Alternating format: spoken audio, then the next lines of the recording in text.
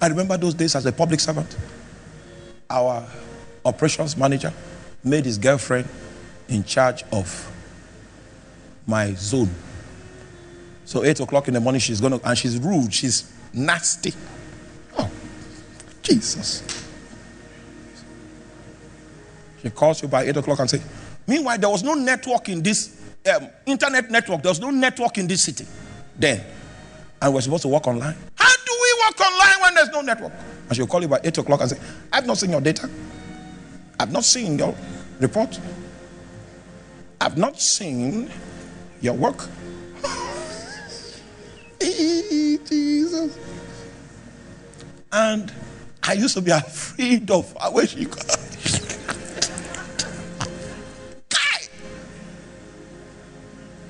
The fear was so much that I had to take it to God in prayer. I said, Lord, your servant is threatened. And the Lord spoke to me and said, who gave you this job?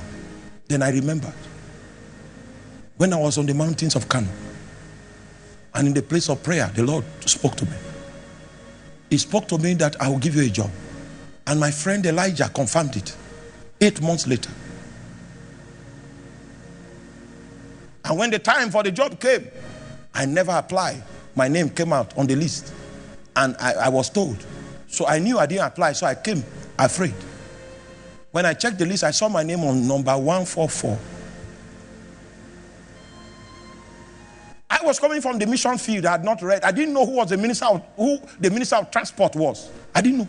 I only knew that our president was Olusegun Obasanjo. I knew demons. I knew how to cast them out.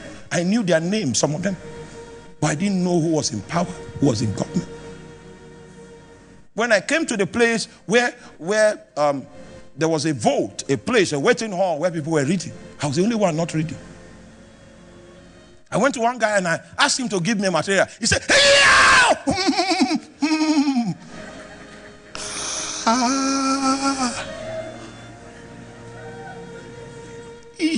So I sat down, I didn't read anything.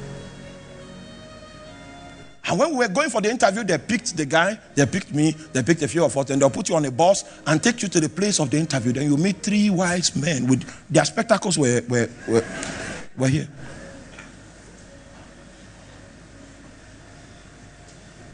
So they asked that guy, they say, what did you study? He said, chemistry. They asked him a question. With all his reading, he didn't know the answer. And that was the only question I knew. It's okay. What did you read? Chemistry. Answer the question that guy could not answer.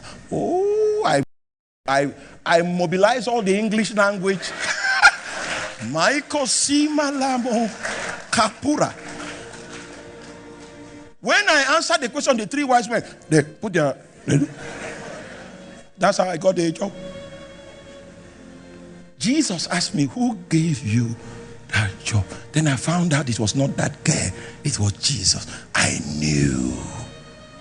The moment I knew, the fear ran away. She called by 8 a.m. I said, we've not seen your report. We've not seen. I said, hey, stop there. You need to deploy a van with 4 policemen to take me to where I will find network. And I will sleep over. So I need an allowance for the night. She never called me again. Because I knew. Oh my God. The question tonight is, what do you know? He knew that he had come from God and was going back to God. He knew that the Father has given all things into his hands. That's how, when I discovered the power of knowing, that's why I tarry long in his presence. And I knew at some point in my prayer, by the knowing of revelation, that I was going to rise from Africa to invade the nations. I knew it. It doesn't matter what you think, but I knew it. Even before it came to pass, I spoke about it in my messages. That because I knew it, I knew. They can take away the coat of many colors, but there is something they can never take away. That's why you need to build and strengthen your partnership with Jesus, because if he makes you know something, nothing can take it away from you. We were building this place. Our account balance was reading 5 million naira. But we knew it was the will of God for an edifice to stand in this location as a commitment from the Lord about the prophecy of revival that he spoke about, that this place is going to be an airport, because God will land in this region. He will land here. He will raise an apostolic nursery, and by the power of that which takes place, the Islamic north will be conquered.